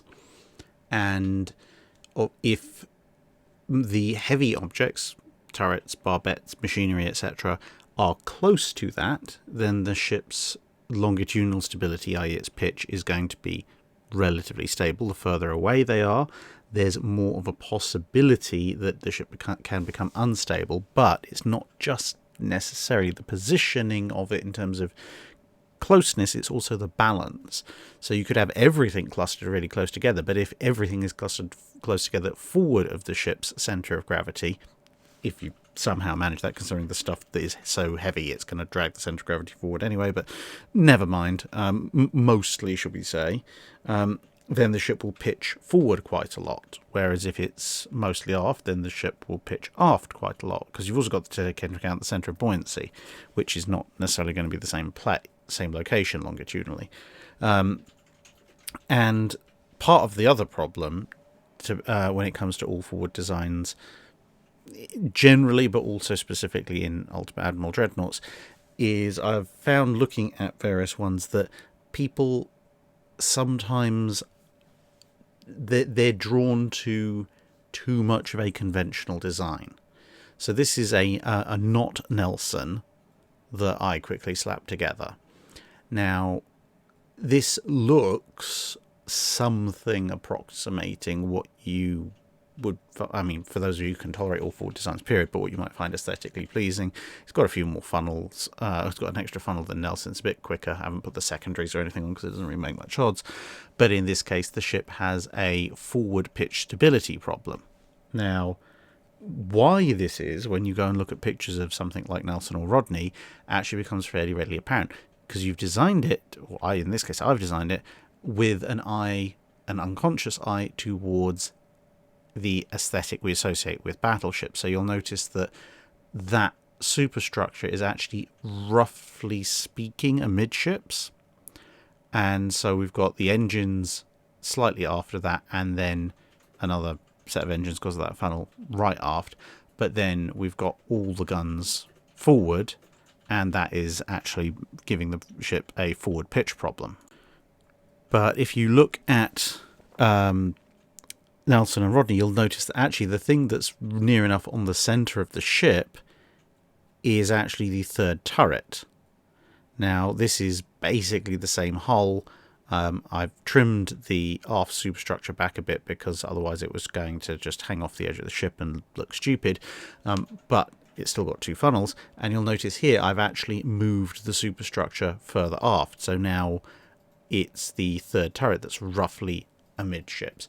It looks very different. It looks a lot less aesthetically pleasing, but it's actually far more closely in alignment with the way Nelson and Rodney were laid out, and it's pretty much cured the pitch issue. So, yeah, whilst a all-forward design can be more susceptible to pitch issues because you don't have very widely spaced turrets and barbettes to help even things out, you can get a fairly balanced all-forward design. You just have to make sure that you temporarily set aside everything that your mind is telling you instinctually is ship aesthetics and go with something closer to historical reality. Xerxes asks, if Seydlitz had been converted into an aircraft carrier, how would it compare to the other light carriers of the period, like the Independences or the British light fleet carriers? Well, given the context, I'm going to assume you mean the Admiral Hipper class Seydlitz, in which case, given the approximate statistics that have usually been credited to her, the short answer is appallingly badly.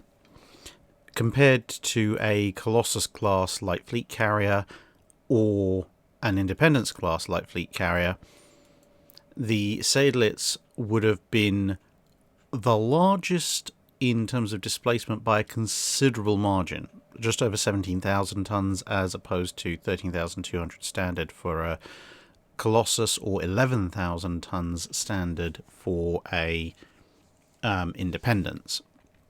I mean, the Independence at full load is less than the normal displacement of Seydlitz.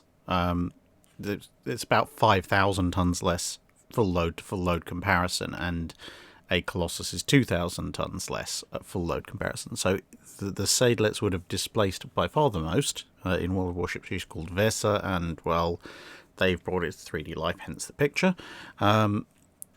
And for that, what do you get? Well, you do get a ship, to be fair, that's faster than a Colossus class, but then most carriers are faster than a Colossus class, and with the mighty 25 knots. But it's not really any faster than an Independence, which, bear in mind, is the smallest of the three. And the Seydlitz was ostensibly supposed to be carrying 20 aircraft.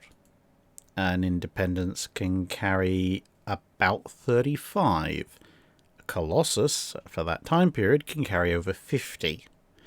So the Seydlitz conversion would have the rather weird distinction of being the largest vessel, but with the smallest air group. Now, okay, with possibly slightly less machinery to have to worry about with the slower speeds, and the fact they are designed from the ground up as light fleet carriers, the very large air group of the 1942 light fleet carrier, i.e. the Colossus class, probably isn't too much of a shock, but the Independence on 5,000 tons less is getting 50% more fighters and bombers into the air in exchange for the same speed, better range, and similar levels of protection in terms of armour. Some of that displacement on the German ship is going to the fact it's actually got quite a number of heavy anti-aircraft guns, but yeah, that's not enough to justify 5,000 tons and so many fewer aircraft. So yeah, wouldn't have compared very well. Randy Topeka asks, in steam-powered ships, how quickly could a ship's boilers be regulated to increase steam in response to telegraph orders? For example, at a head slow, how long would it take for the boilers to build pressure required for a flank bell?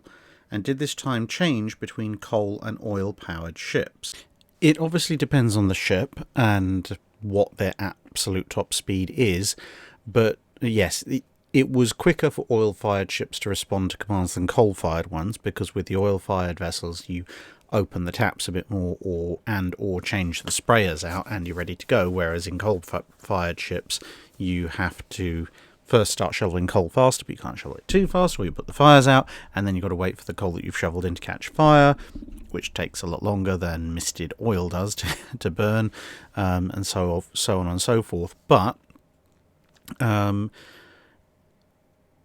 it could take several hours if you're ahead slow to get up to flank speed. It depends on how prepared you are, because you might be travelling with all boilers lit, but just running a relatively low amount of flame, with one or two running a bit higher to provide you what you needed for a head slow. Or you could just be running with one or two boilers lit and only a couple of shafts turning, assuming we're talking about battleship, and everything else cold. And, the warm-up times for those two scenarios are completely different. But in broader terms, the build-up of speed is kind of a reverse exponential curve. So if you're at a head slow, going from a head slow to, say, half will happen very quickly, probably in the space of 10 to 15 minutes. Again, give or take, depending on the ship you're on. Getting up from half to full might take a little bit longer, but it's not going to take an inordinately long time. But then going from full to flank can take almost as long as it's taken you to get from a head slow to full. So if, say, you were dawdling along at 8 knots in, say, an Iowa-class battleship, it could take you about as long to get from 8 knots to 28 knots, or even 29 knots as it would take you to get from that speed to the 33 knot official top speed in Iowa. Those last few knots you really crawl through, unless you've been specifically building up steam pressure a fair bit of time before, which is relatively unlikely. And some museum ships actually will have charts demonstrating how fast you can get up to certain speeds.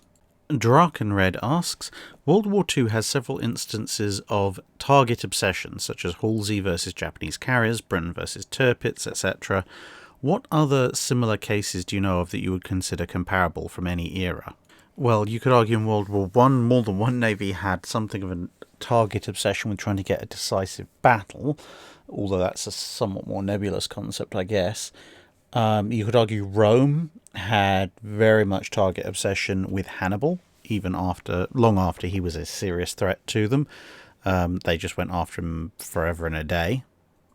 And, I mean, you can also look at things, obviously, from the broader strategic perspective, which what we've been doing just now, and looking at from the question as well, things that happen repeatedly.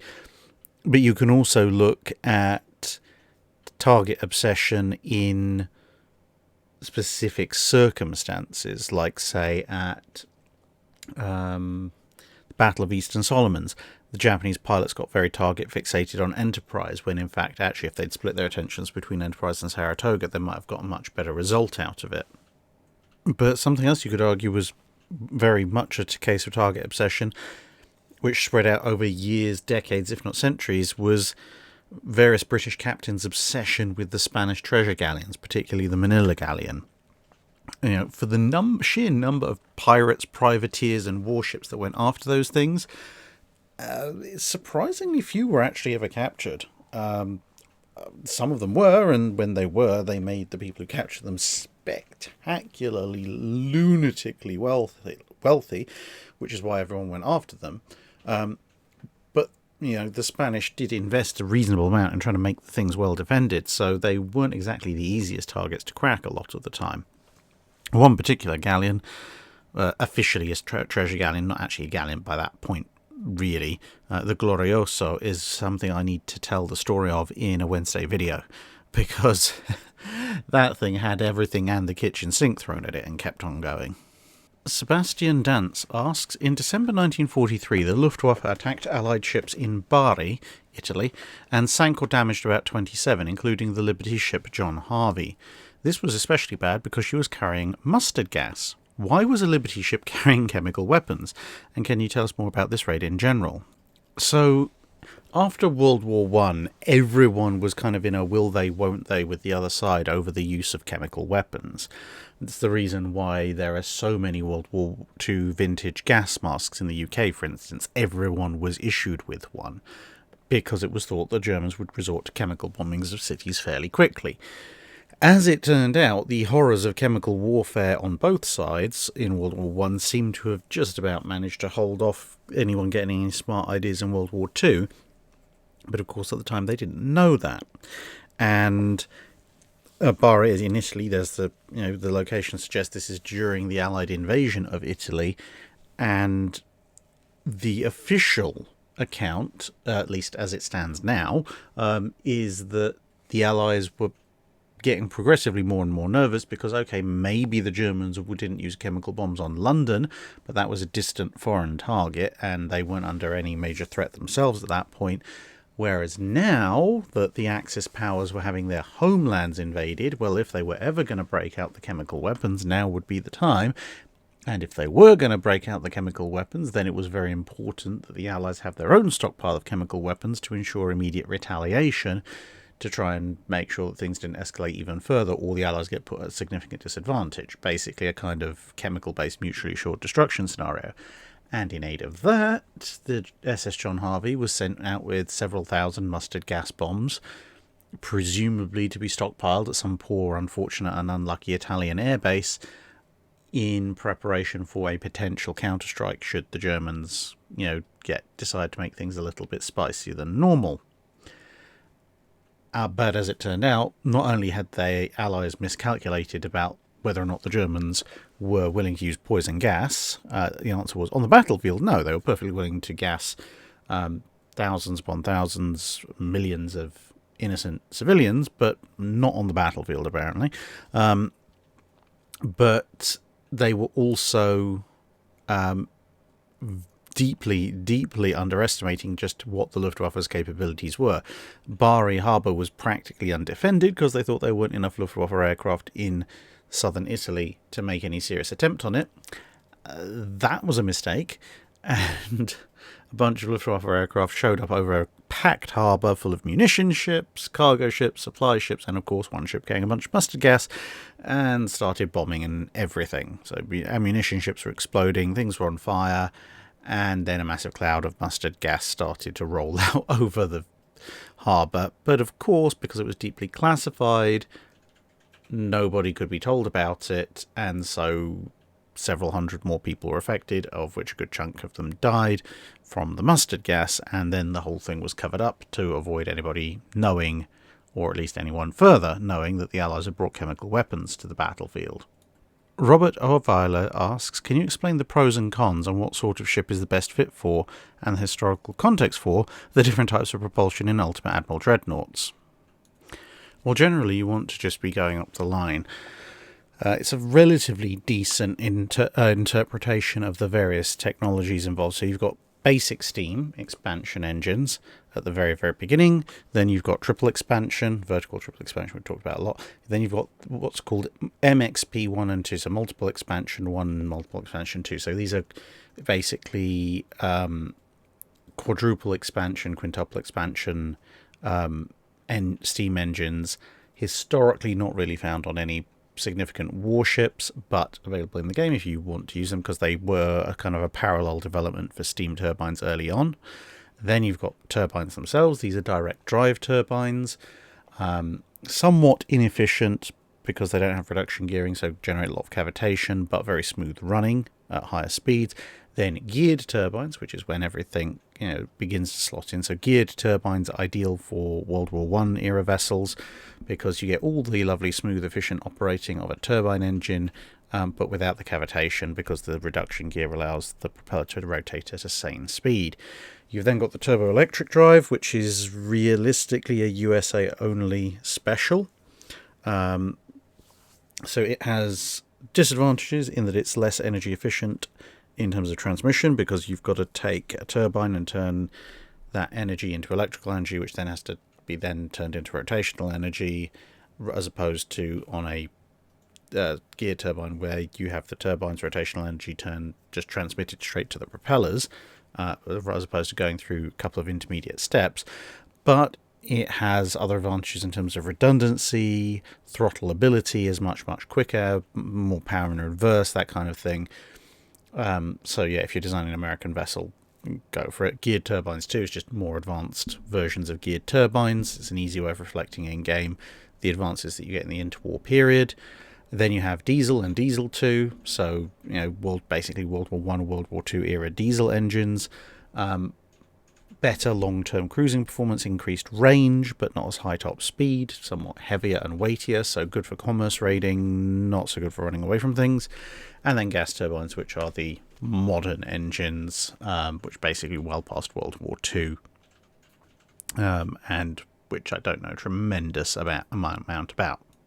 But yeah, basically, unless you're designing something specifically American or something where you think you're going to have a lot of hits into your engine room, I'd always go for geared turbines or geared turbines too if I possibly could, the sole exception being diesels for long-range commerce raiders. Sergeant Schultz asks, from where was the physical aiming of a battleship or battlecruiser's main guns controlled in the World War I period? Was the training and elevation of the guns done locally by the turret crew using info pass from the ship's fire control centre or spotters, or was the aiming of guns controlled remotely without individual turret crews having to act? So for most ships that have central fire control systems in World War I, we're largely talking about the period before what's known as RPC or remote power control. So, aiming the guns as in someone's sitting deep in the ship going, all guns point to this position, and the gun's automatically doing so while everyone's inside sits around bemused. Not really a thing in World War One, much more of a thing in the more advanced navies in World War Two. So in World War One, the information will be transmitted to the turrets, usually, and a typical system was what was called a follow-the-pointer system. So the fire control table, if you had one in the ship, would work out, okay, you need to elevate your guns to 15 degrees up, and you need to be aiming 35 degrees off of the bow to starboard. And you would have a horizontal position tracker and a vertical position tracker of some various descriptions inside the turret, and little pointers would go to there. And then people in the turret would have to activate the appropriate systems to make the turrets turn and make the guns elevate to align with those positions, which, then that information would be transmitted back to the people who have the central firing button. And then once everything is matched up and lined up, because of course there are no windows in a turret, then you can turn around and say, okay, right, we are good to go. And then they can fire the guns, and hopefully they'll be pointing in roughly the right direction. Remote power controls, they came in a lot more in the Second World War. Toreno asks, occasionally when looking at Operation Sealion, I've seen the claims that despite all the planning and preparation, there was never any serious plan to invade the UK, but that it was solely intended to trick and put pressure on the UK and lull the Soviet Union into thinking Germany was getting ready to invade the UK. In your opinion, is there any truth to these claims? I can see the Germans using it to maintain pressure once they knew it couldn't be done, but I have a hard time believing all the resources set up for it were never planned to be used from the start. I haven't seen any convincing evidence that Operation Sealion was never a serious plan. It may, towards the end, have become more and more progressively a bit of a pipe dream, but the initial stages of planning and a lot of the early part of the relevant years planning was very serious. Now, the Germans were very well aware of the extreme limitations they faced, the fact that the heaviest ship they had out available at sea to challenge pretty much every single ship the Royal Navy might throw at the invasion force was one heavy cruiser, the Admiral Hipper. Then, the Kriegsmarine didn't have the world's greatest sea lift capability either. So they knew all this was stacked against them. The Luftwaffe was a bit more optimistic. It thought it swept the RAF from the skies. Spoiler alert, they hadn't. And they didn't have all that much idea about what the British might bring to bear in terms of defences. So there were a lot of gaps, a lot of weaknesses, etc. in the plan. But by all accounts, it was still a serious plan. There was an awful lot of time and money spent trying to remedy those weaknesses and remedy them in ways that would not be visible to the British. So if the whole thing was a non-serious distraction, then all of the stuff that you're spending a lot of money on would be big, obvious, visible stuff to draw attention to what's going on. Whereas, in actual fact, most of the stuff that was done to remedy problems with the plan was done in as much secrecy as humanly possible, which meant that a lot of the time the British weren't aware of it until considerably later. But it also has to be acknowledged that after a certain point, everyone had kind of cottoned on to the idea that this was probably not going to happen, and if it did, it probably wasn't going to work, which is why it was eventually called off. Colin Williams asks, what were the economics behind the Royal Navy's destroyer caliber guns? Just how expensive was it to keep all the different gun and shell factories going, and the logistics of getting the shells and spare parts to the ships that needed them? Were there any instances of ships running out of shells because the supply ships simply didn't have any of their shell left, whilst having plenty of others? And how much could have been saved if the Royal Navy had done its best to standardise on a single gun, such as obtaining a licence in 1934 for the God Emperor's 5-inch 38? So if you're looking purely at things that were actually installed on various Royal Navy destroyers, it wasn't that difficult, at least at first, because the only thing you needed to worry about for a long period was the 4.7-inch gun. There was some holdout 4 inches and some 4 inches used for AA, but the vast majority of Royal Navy destroyers actually used the 4.7-inch gun. Now, granted, there were a variety of models, and some of them needed slightly different shells, but pretty much almost any vaguely modern destroyer the Royal Navy had built in the interwar period, plus the tribals, plus the LMNs, J's, etc., and the wartime emergency flotillas, they were all using 4.7 inch. 4.5 inch came in later with the Z class and then the C's, but that was much more towards the end of the war, battles and weapons and so forth as well. It's everything else that's the problem, because you've got 4.7 inch guns on the destroyers, and as I said, a few destroyers have 4 inch, either exclusively or in addition to as anti-aircraft weapons. It's when you expand it out to everything else, because then you have some capital ships with 4 inch AA guns, some with 4.5 inch AA guns, some with 4.7 inch AA guns, some with 5.25 inch AA guns, and then various variations and differences thereof. Plus, once Delhi gets refitted, you also have the 5 inch 38 involved. How expensive was it to keep the different gun and shell factories going as compared to standardizing on a particular design? Yeah, there were going to be inefficiencies, but by and large, where Royal Navy ships did run out of anti-aircraft ammunition, mostly in the events surrounding Crete, that wasn't necessarily a case of not having enough supplies nearby. It was a fact that they were on the front line and under huge amounts of air attack, so they were going through their AA stocks faster than they could get back to refuel and restock their magazines.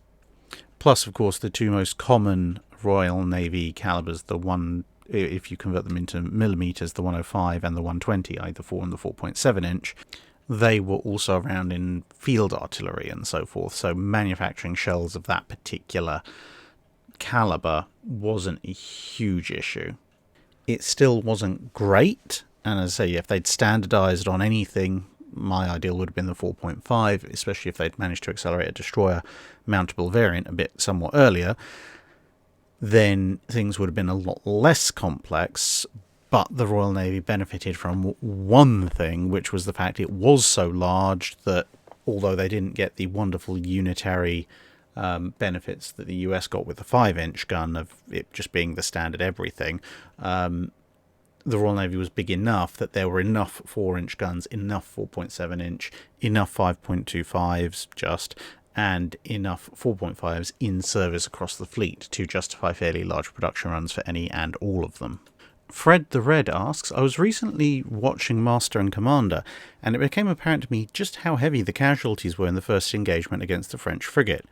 Over 20 casualties from a simple battle like that sounds really heavy. So my question is, did ships in the Age of Sail go out purposefully overcrewed in case, because they knew that a certain number of sailors would die in battle or more likely die from illness and so forth? Short version, yes.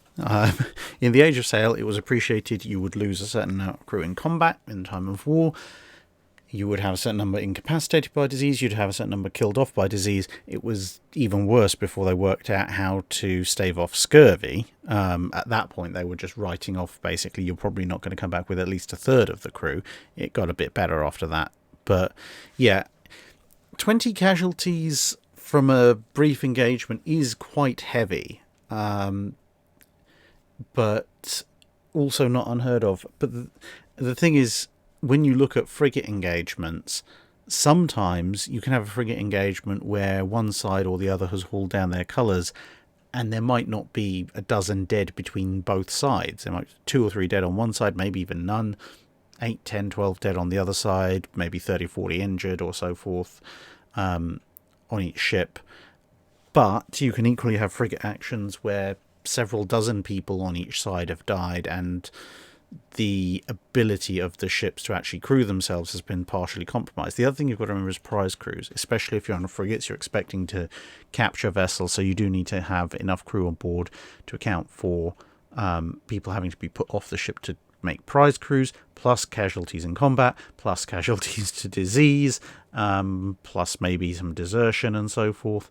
So yeah, you would go out with a lot more crew than you needed to actually sail the ship, and obviously there's kind of levels. So you need the minimum number of people to sail the ship, then you've got to double or triple them depending on which watch system you're using so that you can do that 24/7. You've got to add in the number of people you need to fight the ship, like gunners, marines and everything, and similarly you need more than just the baseline value because people can't be awake 24/7. And then you've got to substantiate the crew above that for, as we said, disease, casualties, and prize crews. This is how you end up with several hundred people crammed onto a very, very small wooden boat or ship. And then by the time they get back, there's usually fewer of them.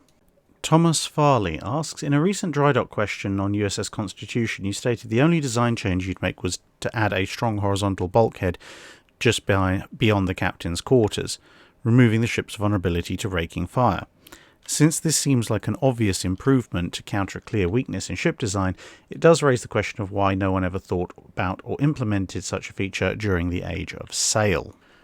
Well, there are a few issues with trying to accomplish it. A lot of it depends on when you're trying to accomplish it, because if you put a solid bulkhead in the stern, which it would definitely improve the ship's survivability, one of the bigger issues is structural.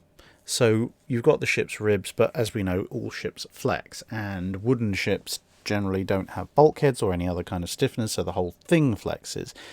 If you install a 2-3 foot of white oak as a thick bulkhead running up at full length of the ship, one, that's a fair bit of weight aft, so you're going to affect the ship's trim. You're going to have to retrim the vessel.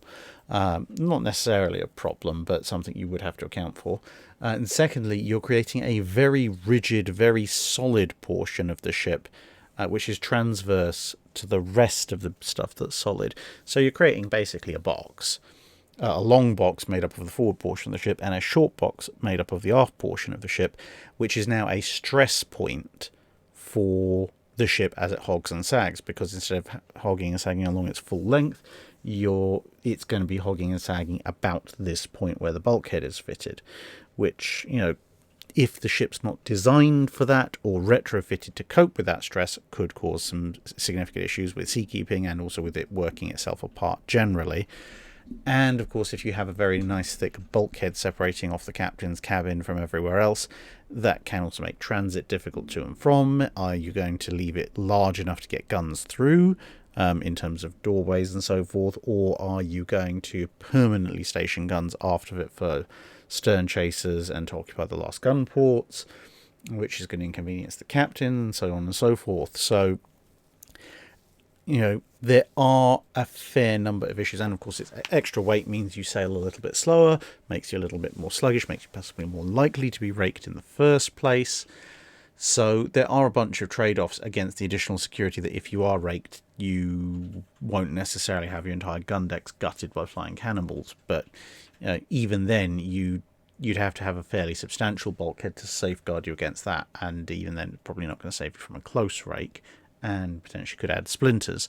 So you'd be depending on, the principle is sound. The principle of having a thickly built bulkhead aft to protect yourself against raking is a good one. However, if you're fitting it to a ship that's already been designed, you're going to have to do a fair bit of redesigning in the local area to allow the ship's hull to cope with it.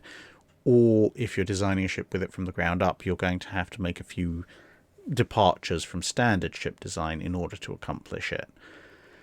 And those kind of changes tend to be expensive and don't improve the offensive power of the ship, and so they're less attractive than cheaper, easier ways of dealing with things like stuff more guns on, and then no one will be in a position to rake you, hopefully. Kind of the, float like butterfly, sting like bee conundrum. And finally, the one you've all been waiting for, Fisher. Fisher's Fishing. Fisher, fishing for freshly fished fresh fish for Fish Fry Friday, featuring power... Okay, you win, whoever you are. Featuring 4 flowered founder fair. He, or possibly she, asks a slightly personal question. Do mines find transom sterns attractive? Well, that can be taken two ways. Our resident sea mine says that they are an easier target, but in more practical terms, back in the 1940s, sea mines do actually find transom sterns slightly more attractive than average, as long as the ship that with the transom stern is travelling at a slower speed, because at a slower speed you do actually get vortices and suction that, if a mine has been sucked past a ship, could bring it back in at least close enough for a magnetic field influencer to detonate it, if not even a contact fuse. However, as the ship picks up speed and the transom stern effect actually starts to come into effect, we're creating this kind of false invisible stern, then it actually makes the ship less attractive for mines, because a mine that's caught up in the ship's wake that's being swept along the side but doesn't come close enough to or in contact with the hull will continue to be swept past for quite a distance when the ship's moving at speed before it finds itself in vortex riddled water, as opposed with a conventional stern where it would find itself much closer to the vortexes, in the vortexes much closer to the stern. So yes, there you go, both answers. And that brings us to the end of Drydock 208. Thank you very much for listening. The alternate history Q&A part of this will be probably delayed by a week or two, because obviously, thanks to personal circumstances as outlined in previous Drydocks, last month's Patreon alternate history live stream didn't happen during most of the month, and if you're listening to this at time of release, has happened yesterday, so I'm not doing 2 multi-hour streams in a week or so. I'll give it a little bit of spacing, and then hopefully by next month we should be back to regular timing and service. Anyway, thank you very much for listening, if indeed you still are, you heroes, and I will see you again in another video.